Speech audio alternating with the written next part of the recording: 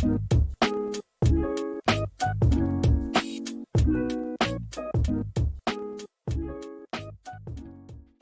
everyone, welcome to Type Talks. Today I'm here with Dr. Dario Nardi, and we're here to talk about the 4 subtypes of the INTJ personality.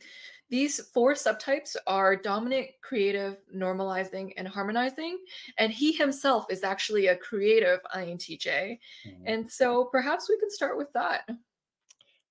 Sure, yeah, and in fact, that's a pattern that was fairly common that showed up in the data. So let's just give like a quick overview. You mentioned the names; that's good.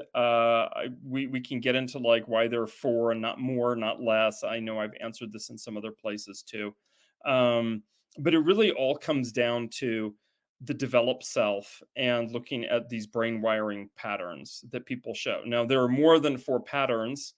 It's not quite as simple as saying like, oh yeah, there's just 4 kinds of brains and this is what people show up as. There's lots of different patterns in the brain. Everybody's brain is a little bit different, at least. We could easily talk about a palette. We can talk about 4 primary colors, or we can talk about a palette of 24 colors. So we're really talking about a palette of 4 primary colors here. That's what we're doing. And with creative, very appropriate then to use a metaphor and talk about color. So the pattern that we see with the creative types is this whole brain activity where just in terms of the brain wiring, so this is the aspect of the brain that is developed over years and potentially even decades. Um, but it's all of the different regions are sort of primed to fire simultaneously. So it's a very intuitive, holistic way of processing stuff. That doesn't mean that that INTJ creative is like walking down the street in that state all the time, or if they're presenting or something like that, doing work. But it's a state that they get into very easily and is like strong. It's a strong network that's there, um, and I think particularly for dominant introverted intuiting types like ourselves, what it means especially is that when we need to get in a creative flow that where all of our brain is involved, that maybe we also need to be isolated from the distractions of the world and like things we're thinking about and so on. But this doesn't mean that this type is always quiet. That it's and it's just like, oh, every other INTJ, because I think every INTJ, we all have aspects of whether it's creative or dominant or so on. It's just like what shines and like what's in the foreground. So I call this one the creative enthusiast, and the hormone that seems to go with it, looking at Dr. Helen Fisher's work, is dopamine. So I think just saying dopamine, we get a sense right away what this means. And this means like more of a dopamine kind of driven response than other INTJs. Okay, this doesn't mean more dopamine than, say, ESTPs or something. It just means relative to other INTJs. So this person is more exploratory, more social, more curious, more holistic in their approach of dabbling and trying a lot of different things. There's a lot more curiosity about like what's over the next hill. And generally speaking, their lives are going to be a little bit less routine. So not wanting to be like normalizing inside of a big giant corporation and they have their cubicle. They're going to be more the person driven by dopamine to say, yeah, I want to start like an entrepreneurial project or a business. I want to travel a lot. And I think another feature that I see demographically across all of the types is the creative subtype enjoys being in like small to medium sized groups, like leading the group as a teacher of, say, a classroom, or being on a team, a creative team. That doesn't mean a team in a giant organization, although I suppose that's where they would probably find their happy spot. Um, but those are some things that stand out just as adjectives: exploratory, curious, social, travel. And the social part doesn't mean that they necessarily have a lot more social skills. It's really about, well, I'm curious and I have questions and I'm traveling and interacting with people and exploring. So inevitably I'm going to encounter people and then need to talk with them and, maintain a network and all of that. So there's like this lively, relatively varied sociable energy. Um, and at the same time, the sort of in terms of the questions that they ask in their life of like how I can do things better, because INTJ is very focused on progress. Um, is going to be like, what is my creative process and how can I make the most of my creative process? And that really is like a big piece of it, like having a big varied puzzle. So that, like in a nutshell, is the creative subtype. Yeah, I could definitely see that. And Creative doesn't necessarily mean that they're an artist, so that's something to take into account too. Although, when you talk about INTJ artists, I find that some of them, they have a method to their madness. I know an INTJ who does art, and he's like, "I'm gonna pump out at least 1 art piece a day or a week," and then there's some sort of metricizing of something. Now, whatever that thing is up to that INTJ, but Mhm. yeah, creative does not just mean artist. That's So right, that's right. Although there are in the data set, and when I crunched the data for the book, there were 45 INTJs. Now I know that there are more because we had a whole lot of people added this past year, over 50 now. But there is a group, very small, there's just 2 or 3 individuals who are very right brain as opposed to being whole like brain starburst pattern. And I think that those people, they weren't artists, any of them, but they have even more of that sort of stereotypical thinking like an artist and wanting to live like an artist, but at the end of the day, going back to exactly what you said, that they're still following templates. They have a process that they trust. They're still going to like min max it and looking for where are their measures of evaluation. How do I know what I'm done? Um, Going back to these traditional INTJ themes, it's just the focus of attention is on creativity and if whatever kind of problem solving, and oftentimes that involves an awareness that like, oh, I need to feed, I need to feed my mind with experiences. And so that's where that like it could then show up as like travel or teaching or something like that. It doesn't have to be like literally art, music, whatever. mhm. Yeah, exactly. Yeah, I could imagine creative types having a little bit of a shimmer, possibly of Enneagram 7, more so than others of that type. So an INTJ may still be an Enneagram 5, but they might have like slight 7-ish traits, just or even yellow traits in the 4 colors. Yeah. A little bit more get things going in the Linda Barron system than the traditional INTJ, although they're still chart the course or INTJ. Yeah, yeah, exactly. So how I would say it is that INTJs are chart the course, following Linda Barron's terminology, compared to other types. But within themselves, like just a group of INTJs, a herd, no, they wouldn't be a herd or a flock, would they? I don't know what a pack of INTJs. Um, that's not the right word either. That some will look a lot more get things going than others. And that I can relate to because many times when people see me presenting or I'm in the classroom or in video or whatever, they're like, oh, well, he must be an ENTP because. I'm like, no, that's just like my developed self, my energy.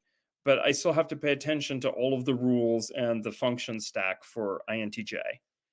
Exactly, yeah. So the default wiring is very INTJ at the end of the day.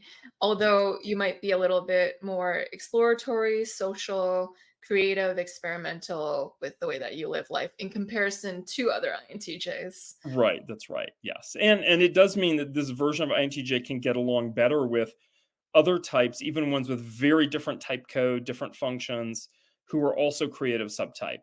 So working with somebody who's say ISFJ or ESFP or ENFP or whatever, if they're also the creative subtype, then they're like, yeah, we all have a similar lifestyle and we all have a similar like energy and hormonal urge, like dopamine wise. And so even though they're very different types, they still can be sort of in the same jazz band.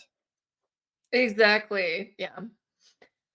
And so that brings us to the dominant subtype of INTJ. How does this look like? So this one is again it's one that looks a little bit more extroverted and is probably not as common um as you know, and certainly is not like the quintessential stereotypical INTJ, but it is one that's more assertive, more confident, more driven, has much more of a, as Helen Fisher would say, like a testosterone driven feel to it. And that doesn't just mean male INTJs, although there are more male than female INTJs. It's just relative to others, you know, other INTJs or other women or other men. There's this territoriality to it. And what you see in terms of the brain wiring is this bias towards the front of the brain. So the executive regions here and the sort of like right behind that, like this part here and how these connect all in front. So this person is, and the auditory regions. is really good at like quickly taking in information and spitting out decisions. Not necessarily, and at times they can look ENTJ like, but really this is stuff that they're familiar with already. If thrown into a completely new situation, then different story. Um, but it really is this like comfort and confidence and this assertiveness. And like I know one, I'll try and use a couple of examples as I go through. Dominant, who is a martial arts teacher, and just the whole practice of martial arts is something that's more like testosterone driven. And he's not doing it because it's like, oh, it's aesthetic, or I get to study the lore, or I mean, yes, he enjoys teaching and training, but it really is like wanting to go back to the essentials, the basics, and master those and innovate within those. And that really is about how to kill people, like how to immobilize, remove them from the field of battle. And that's quite testosterone driven. This version, subtype, variant, whatever word we want to use. I say subtype because that's easy for people to grasp, but I think that, and that's what they say in socionics, but it's really more like a variation, a developmental variation on the core themes that are there for the type. So this variant is generally tends to be more auditory and more quick and more action oriented. So they're the person who, and often they are in leadership position, or if they're not, they're independent in a way that they just like are very comfortable going and talking like to a CEO, for example. Like they're not intimidated by the fact that, oh, this person is higher above me in some kind of like fantasy hierarchy, social hierarchy that's there. And they're really, or they're just like working their way up, to a leadership position. So at times they can look like they're more hierarchy oriented and therefore more extroverted thinking. And yeah, the extroverted thinking is turned on, like it's definitely in use, like in this managerial role, but they still have to retreat at the end of the day, and they need their recharge time. They need their introverted time. They're not somebody who can go for days and days and days on getting half sleep, which a lot of especially younger ENTJs can do. Um, and they still, when they answer, want to know that there's like this giant repository of things that's backing up their thinking. And if you ask them to go back and like think about it and reconsider and so on, then they will do that. Um, I do find that they really like to again, going back to the auditory theme, feeding that auditory with like podcasts and that kind of thing, like learning and absorbing stuff, but for a purpose, because they do, there is this like the confidence and the assertiveness and so on come out of often having like really clear vision or goals, and then just like plowing through, and some might say steamrolling through what those are. And so I would say that that's the quintessential element of it. There is a physicality also, where this person is simply going to feel like they take up more space in the room than the other INTJs, that this holistic brainstorming pattern usually is not there, or if it's there, it's weak. Um, and it's really more that they rely upon specific brain regions that are implicated in analogizing and hypothesis testing and inference and so on. So they still have this creative, intuitive side, but it doesn't like all weave together in like this big creative picture. It's much more focused on sort of going somewhere and doing something, and being successful at it. And needless to say, this is a type that can succeed pretty well in I would say anything that requires a leadership position that isn't necessarily corporate or something, is just in leadership position or with leaders. Yeah, it almost seems like this INTJ is a little bit more fearless when compared to other INTJs. And it almost seems like they're the more in charge version of an INTJ. Yes. So while INTJ is chart the course, this one is going to be slightly more leaning to in charge. And if you're confused as to what terminology I'm saying, this is a part of Linda Barron's theory on interaction styles that I'll have linked below if you're new to it. And so they're going to have a little bit more of that leader energy, the let's keep things moving, let's get progress, let's meet goals, more of that proactivity and having a dominant energy. And I would say in terms of where the opposite type shows up, the inner ESFP, that all INTJs that I know have some kind of rebellious streak in them is appropriate to ESFP. And for the creative subtype, there's this innovation and there's this subversiveness. It isn't like really strong, a sort of out in the open kind of rebelliousness or something. It comes out more like it could be interest in the arts, even as a hobby. Um, but like wanting to still keep things like positive and sort of flowing and whatever, whereas the dominant is going to be deliberately, clearly assertive. And when they want to push against something, then that introverted feeling is like really going to come out, um, and it will come out even physically. It's that mover energy, the power or strength energy that can come with it. And in general, the dominant subtype, I think, for all of the types, is physically more. Um, just like more assertive and more even talented in terms of probably sports or athletics. Maybe the normalizing really has the patience for practice, and so the normalizing does as well. But that's something, yeah, that I would add to it. But yes, basically, it's more of an in charge energy. Yeah, climbing the corporate ladder effortlessly as their own self. Yeah, and Got and it. then striking out on their own. Yes. Makes sense. And so there's the normalizing INTJ. How Mhm. does this look like? So this is one of the reasons it's called normalizing, is because in theory it's going to be the most typical in the population. So this is one that there's a couple of ways the pattern shows up. It can be either the brain wiring, looking down on the brain, sort of a bird's eye view, seeing the wiring of the brain. It can either be very, I would say, looks like a quilt or a farm field. So every region is connected to every other region, but instead of firing all at once, everything goes one step at a time. I think we've met some, all of us have maybe, I mean, familiar with INTJs, who've met this type of INTJ who's a little bit more like, you don't start in the middle of a story when you're telling them something. Like start at number one and then go to number two and number three, so that they're a little bit more careful. They need things a little bit more set. They're going to go through and step through everything, and they will come up with some innovative solution or insight, something like that at the end, or in the middle. But you need to lead them a little bit more carefully in terms of what you're doing. And these INTJs often play more of, well, one is that they tend to be relatively more conventional. They tend to be more specialists, and they tend to play support roles in organizations. So they are the ones that you can really ask, like, how do you deliver your best self at work?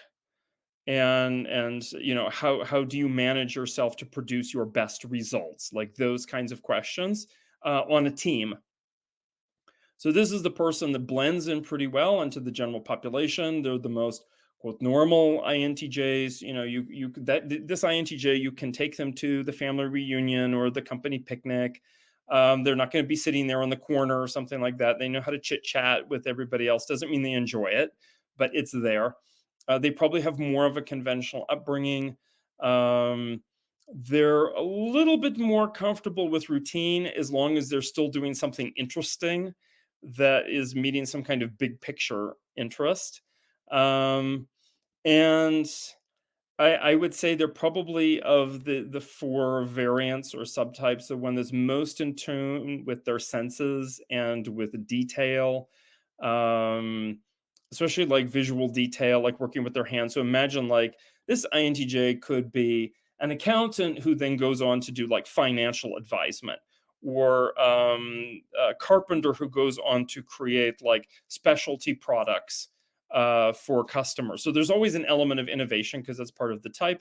But this is one that's much more like hands-on, more conventional. And what you see interesting, especially if they work in a big company, say as a programmer or something like that, which I think can very easily happen.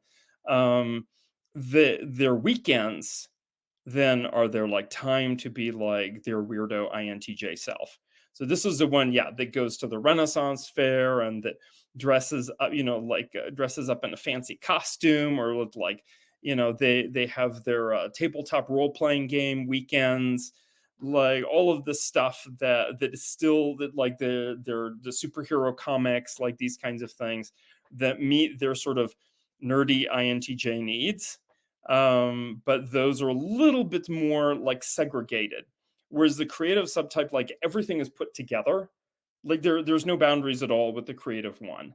As like the weekends, the weekdays, like the weird stuff, like the artistic stuff, the conventional stuff, like all of it's together. For the dominant, usually it's in everything has to serve like whatever their goals are. Like it has to fit into the strategy. And here it's like, yeah, not everybody can be the leader, and not everybody can be the rebel that's on the side. And some people, I mean most, have families and they need to pay bills and the mortgage and food and all of these things, and so they have to find a place for themselves to do that. And the other ways it can show up, so I mentioned the farm field. I just want to end by saying a couple of things. One is they can also be fairly just left hemisphere. Like I'm not a left brain, right brain person because everybody uses all of their brain. But the difference in the hemispheres themselves are real.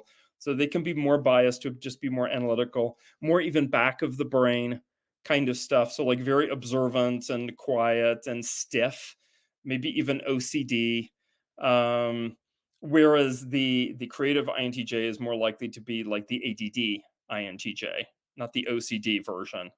Um, and then the other thing is like hormonally, if creative is dopamine and dominant is testosterone, then it's in Helen Fisher's framework, then normalizing would be serotonin. And serotonin is this: I'm comfortable with the group and I have concern for the welfare of the group. This is not extroverted feeling. Okay, this is simply about being aware of what's going on in the group and wanting to like yeah fit in a little bit but have things be comfortable and have loyalty to the group or its goals, whatever it is. um and wanting life to not be chaotic or too much conflict or something like that. And that's where I would say that plays in. Yeah, so it almost seems like this INTJ is someone you might wonder, are they an INTJ or ISTJ? And Yeah. it's like, oh, that's kind of hard to tell apart. And then you're like, okay, INTJ, that makes sense. But it was harder to tell than someone who's more stereotypically INTJ. So, Yeah, and it is, I think, a little bit now with the youngest generation of young adults. It can be difficult to tell because there are SJs, including particularly STJs, who are like, "Oh, we live in a technological world now. We live in a world where the most popular movies have been, I mean, for them growing up, like comic book movies and stuff like that." So there's this wash or veneer that also can look very NT like. And I think that also makes it a little bit difficult at times to see like which one is which. And especially ISTJ, INTJ, like they share a lot in common in terms of their interaction style, in terms of their second and third function, all of this. And then we really have to dig deeper to see like what are the what are the essential needs, or what Linda Behrens would talk about like essential motivators that are underneath. And this is absolutely this point where, and normalizing almost suggests like, yeah, everybody is going to fit in with the norm in some way.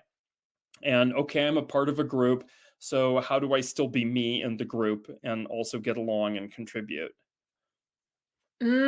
makes sense. Fascinating, fascinating. In terms of interaction style, would this INTJ most line up with chart the course?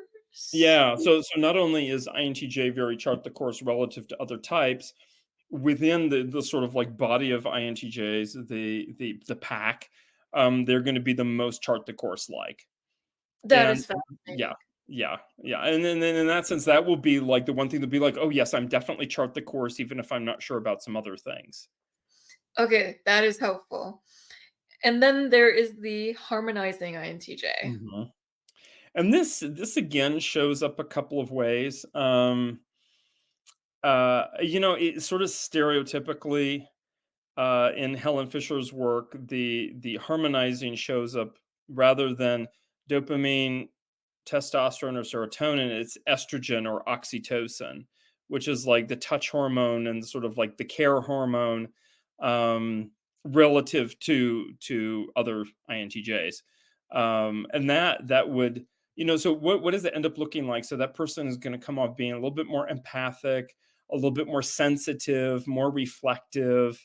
Um, their thinking, I would say, is more sophisticated. That doesn't mean that it's more specialized or something, but it's more sophisticated, and it has to be in a way. And I think for all of the NT types, if your interest is people is a particularly like messy topic to try and master. So we sort of have to go in understanding, okay, we need to be holistic and we need to rely upon our like intuition with people in order to make it happen. So this variant can look like INFJ or uh like I suppose, or maybe even not really INFP, but can look like a feeling type to some extent. They're the ones who are like, oh, I'm right on the edge between the two. um and so there are these, I think, depending upon the brain wiring, one of the most common patterns is that they have like these one or more specialized modes to be in. And the way I describe like what I call diamond patterns is that there's this network that fires, or multiple networks that connect the front and the back, the left and the right parts of the brain, but not everything. Just like out of say 32 sensors, 32 regions, it's going to connect 5 of them or 6 of them. They just happen to be 5 6 very diverse things that are both left brain and right brain, front brain and back brain. Like they're all there to contribute to the understanding in some way. And as long as the situation sort of fits within one of these modes, then they can approach it in this very sophisticated way. That's like, oh yes, I can be my analytic INTJ self, but I can also be holistic. That I can also bring in my feeling function, and maybe the sensing side. It's not going to be forceful. It's going to be more supportive and sort of enjoying pleasures of things. The pleasure of the moment, rather than like the physical activity or something that the dominant would have.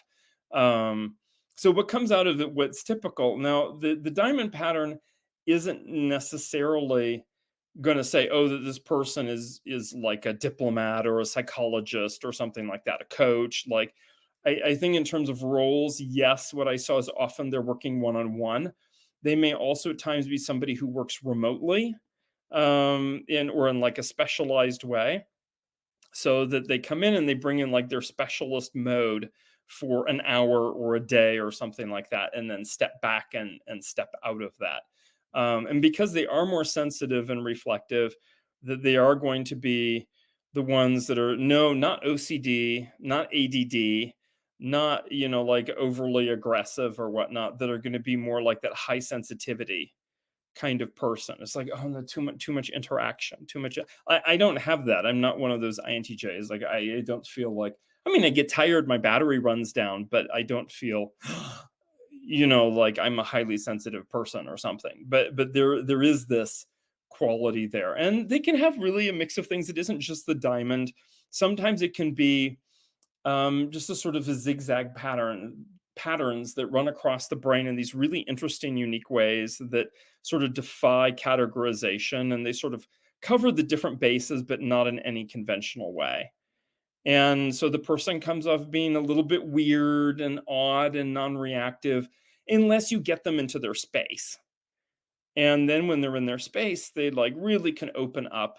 um and what you see with that is not just like open up in terms of a shared interest or something, but open up as a person. And I think all of the folks listening, whether they have INTJ preferences, or they know somebody, they're going to say, oh yeah, I can see all these sides of me. And that's completely normal. Like we would see all of these sides. Is just some of them are tremendous stretch. Like out of the 4, there's usually going to be one that's like not first ranked but last ranked. And so whichever one that is, like for me, I have a limit, off and on, even working in a corporate environment, like probably maximum 3 months. I can go on, like on and off for maybe a couple of years, and then I'm like, no, no, no, no, no, no, no, no. So I'm so not normalizing. Um, but working on one, and this is what I want listeners to think about. Is like, what kind of rules suit you? Well, leadership role is very demanding and requires a tremendous amount of confidence and like not having subtlety, and also being constrained to the roles that the sort of leadership demands, like the lack of free time and that kind of thing. Um, and then I do find one-on-one work to be extremely tiring. And I don't, I mean, just even I've talked to other INTJs who are like, yeah, I can sit down and coach people, like several people during the day, and it's interesting and this and that. I'm like, no, like just no. Do I have some skills for it? Yes. Do I want to do it? No. So I think that that's a lot of times where these subtypes show up. It isn't just like, oh, of the four options, which do I relate to most? That's a part of it. But part of it is also like, where can you actually function? Where can you function for several years? And I think you have to say years because that's actually like the reliability of the data is a couple of years. And it takes a couple of years for the brain wiring, I mean, at least a few months, but typically a few years to really solidify and set in. Um, and we can talk about, I mean, these are not like set categories, a person can shift over time. But we yeah, we can get into that in the last few minutes. So this would be the INTJ that is most correlated with behind the scenes. Would that Hmm. be? Or mhm. Yeah. Interesting. Yeah, and so it seems like this INTJ is a more highly sensitive person. So, interesting. Yeah, they would have more of a pseudo feeling bend to them. Yes, yeah, so the person can sit and they can talk and share about their problems and give perspectives and that kind of thing, but they're still gonna do it with their, I mean, thinking function, and the feeling function comes in there, but don't be mistaken, like, they're not actually doing, like, extroverted feeling, for example. Yeah, that makes sense. And so I'm curious, Dario, what are things that all INTJs share regardless of their subtype? Like, how do you identify just general INTJ traits that hold true among them all? Mhm. So what in terms of right, I mean, it's a good question. What do they all have in common? I would say that, a little bit is like asking like what is it that defines a pine tree that's different from a palm tree is different from an oak tree? And sometimes we can point to specific things to say like, oh, they have a certain kind of leaves and that's it. But we know it's actually more than that. I would really say there's this body of themes that's there. People talk about masterminding. They talk about having a strategic vision for the future. That doesn't mean seeing the future in every detail. Sometimes it just means like, no, they don't actually see anything right now, but at least they have a strategy and of sort of like, well, if this happens, then I'm going to respond this way, and if that happens, I'm going to respond that way, and I'm trying to like step back. Um, there's this drive for innovation and progress to do things like a little bit differently, although I mean, I think that's what happens in practice many times. Um, but there is this drive to sort of like have something revolutionary, like a big meaningful difference happen. Um, and then with the extroverted thinking, there's always going to be this attention to the external evidence and sort of organizing the outer world in some like efficient, effective way. I mean, for me, like it's very important to ask like, okay, like this is the plan, but is it going to be effective? um like it's not like I'm being heartless. It's just like, oh, that's not like that's not going to be effective, and I can foresee that it's not going to be effective. And we can try and find ways to make it effective. And then in the small details it ends up being things like having templates to standardize things, like having a process in place to follow so that the intuition can do whatever it wants within that like space that it has. um and I would say there are those themes like that. And if people want, I mean, they can see in my books, for example, I open up every time with like a little box that's like the typical sort of narrative themes of each type.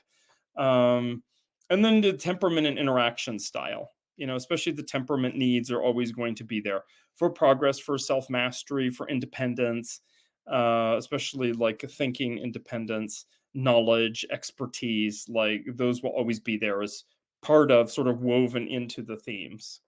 It was really well put, Dario. You clearly are a master at your craft. And so the last question I'm going to ask is, what are some frequently asked questions around these subtypes for people who are curious? Sure. So one of them is, like where do they come from? And there's a lot of different roots. Actually, it's not just the brain imaging; it's the work of Dr. Viktor Galenko in the Ukraine and socionics, and that's where the terms come from, with his permission, like dominant and creative, and so on. Um, there's Dr. Helen Fisher, and she doesn't use type, although her folks are aware of me and my work. And I think that her four types, hormonal neurotransmitter types, match the subtypes very well. And so I think it's really fair to bring those in. There's some stuff that's in like anthropology and like cross cultural cognition, about like what's in the background for some people is in the foreground for other people, like cognitively. Um, it's like when you see like if you see a scene from an airport, are you focusing on the plane taking off, or are you focusing on the whole scene with like the terminals and the people and the workers and all of that? It's like, where is your focus of attention? Um, and I think a lot of times people want to compress that down or say it's a type difference, but I think even within type it shows up. Is these subtypes, and then people wonder like, the subtype, can I change it? Um, I mean, just going strictly with what sort of the data says, and other people's work, not just mine, like what is the reliability of, or the validity of these like brain wiring patterns. Well, we know the different functional contributions of different parts of the brain. We know that with the EEG and looking at wiring diagrams, that these are typically stable for about 2 years statistically. It doesn't mean like you magically turn like 700 and some odd days and you're like, oh, now I can change. No, it's just an average. Um, and I really feel like a lot of it is about opportunity too. So if a person has never had an opportunity to be in a leadership or managerial position, how are they going to express that side of themselves? So like, access to be able to do those things is important. And so it could be that there are, like normalizing INTJs who never really had the opportunity, or maybe the financial resources, or the freedom in terms of like relationships or whatever, to obligations, to be able to be just like, yeah, I'm just going to travel and discover and explore and like try my own thing. And so they didn't get to do that. So I think some of it is, you got to throw yourself into it and say like, this is what I'm going to do, and I'm going to allow myself to do this for 2 or 3 years, and then see what comes out of it. And your brain will probably change in those 2 or 3 years, and then what comes out of that is you're a different subtype or a different variant. Now it may be because there's a hormonal element that you also will always feel pulled back to where you started, and that may be the case, but I haven't studied it long enough to know. It's interesting how subtypes is more nurture, so it's developmental, Mhm. or capturing all aspects of type. We're getting a holistic view of type as an organic living system, as you love to put it so Yeah. much. And so, if you enjoyed today's video, feel free to check out Dario's book, The 64 Subtypes of Personality. Oh, So, yes, decode your personality, go beyond Myers-Briggs with 64 brain-based subtypes. Yeah. absolutely. Yeah. Go check it out. And so, thank you so much for coming on, Dario. And thank you, everyone, for watching. We'll see you all in the next video. Thank Take you. care.